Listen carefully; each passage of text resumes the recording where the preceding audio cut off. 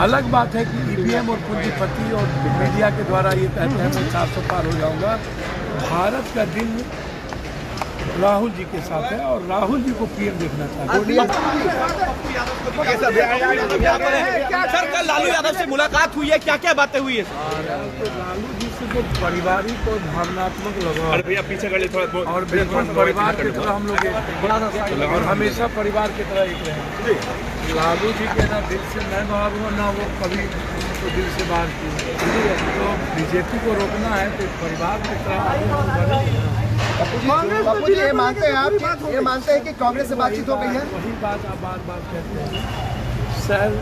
हमने अपनी पार्टी के साथ कोशिश सीमांचल में है जो मेरे लिए लाइफ लाइन है, मेरी लाइफ लाइन और मेरा खून है।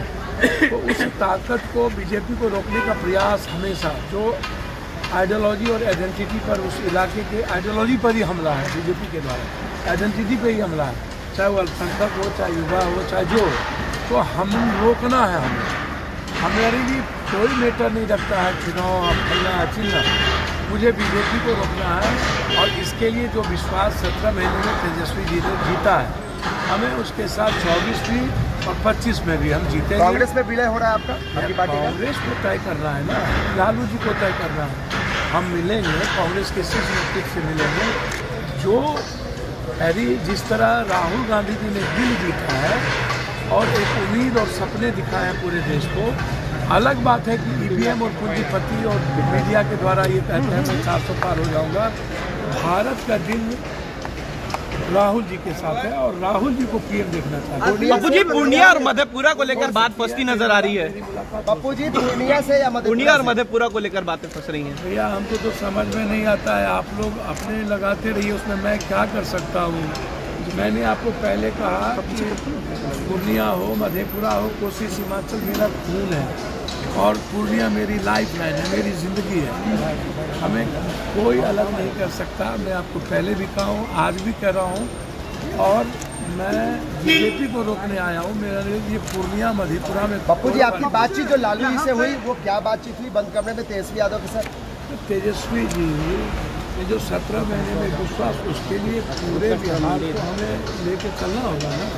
अब कोसी सीमांचल मिथिलांचल हमारी सबसे बड़ी ताकत है। तो हम लोग को जो इलाका है खगड़िया भागलपुर ये जो इलाका है इसमें मजबूती के साथ दोनों भाई को मिलकर काम करेंगे। यही बात। बापू जी दिल्ली जा रहे हैं क्यों विलय कर रहे हैं? विलय की कोई बात अभी है नहीं, आप विलय कर रहे हैं। जब बात होगी तो समझ लीजिए। दिल्ली जा रहे हैं, क्या बुलावा आया है, क्या बातें हुई हैं? कह रहे हैं कि आप लोग कोई कह रहे हैं कांग्रेस में विलय कर रहे हैं, कोई कह रहे हैं राजद में। आप कांग्रेस से बातचीत हुई तभी आप जा रहे हैं दिल्ली? कांग्रेस तो दिल्ली मेरा परिवार नहीं है। मैडम कांग्रेस में है ना कि नहीं है, राज्यसभा MP है ना। तो मैडम हम दोनों एक दूसरे के पूरक नहीं है, अधूरे, एक दूसरे के बगैर अधूरे हैं। कांग्रेस में बातचीत तो हमेशा होती रही है। आप मानते हैं कि तेजस्वी यादव में दमखम है कि बड़ी चुनौती दे सकते हैं बिहार में? निश्चित रूप से मैं किसी दमखम की बात नहीं कर रहा। जो कम से कम एक बात है कि बीजेपी की तरह नफरत की राजनीति नहीं ना, सबको लेके चलने का जो विश्वास उन्होंने पैदा किया है और 17 महीने में जो आम आदमी के बीच विश्वास है तो इस जो पप्पू यादव हमेशा जाति से अलग हट करके राजनीति की, तो हम दोनों बिल्कुल बिहार और हर जाति को लेकर हम लोग जीतेंगे और ये विश्वास है हम लोगों को कि सभी जाति का सपोर्ट हम लोगों को मिलेगा। ये मानते हैं कि सीमांचल में आपके आने से कहीं ना कहीं मजबूती जो है वो महागठबंधन की बढ़ेगी? हम लोग तो साथ है इस तरीके से, पहले से कांग्रेस के साथ है, कांग्रेस की आइडेंटिटी के साथ है, हमारी आइडियोलॉजी कांग्रेस की रही है, बिल्कुल उसमें कोई बहस नहीं है। ठीक, एक आखिरी सवाल है बापू जी, कहीं ना कहीं ये बात मानी जा रही थी कि क्या कांग्रेस में आने के बाद कांग्रेस के साथ जा सकते हैं? पूर्णिया और मधेपुरा सीट को लेकर लगातार बात कर रही थी। हमको तो समझ में नहीं आता है भैया, पूर्णिया मधेपुरा के साथ बात फंस रही तो आप मुझसे पूछिए ना, हमको क्यों पूछ रहे हैं? हम जानते हैं कि पूर्णिया मेरी लाइफ लाइन है।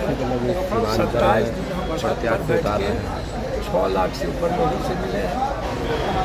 जून से लगातार हम पूर्णिया में है, मधेपुरा में है, केसर में है, सीमांचल में है और मेरा लक्ष्य है बीजेपी को रोकना। कोसी सीमांचल की आइडेंटिटी और उसकी आइडियोलॉजी पर हमला ना हो उसको चैलेंज के साथ स्वीकार करना और कोशिश हिमाचल को दुनिया का नंबर 1। ओवैसी के पार्टी के लोग भी प्रत्याशी उतारे सीमांचल। ओबीसी जी से पूछिए, मैं उस पर कुछ नहीं कहूँगा। आज ओबीसी मुद्दा नहीं है, आज मुद्दा है माइनॉरिटीज़ की आइडेंटिटी, उसकी सिक्योरिटी।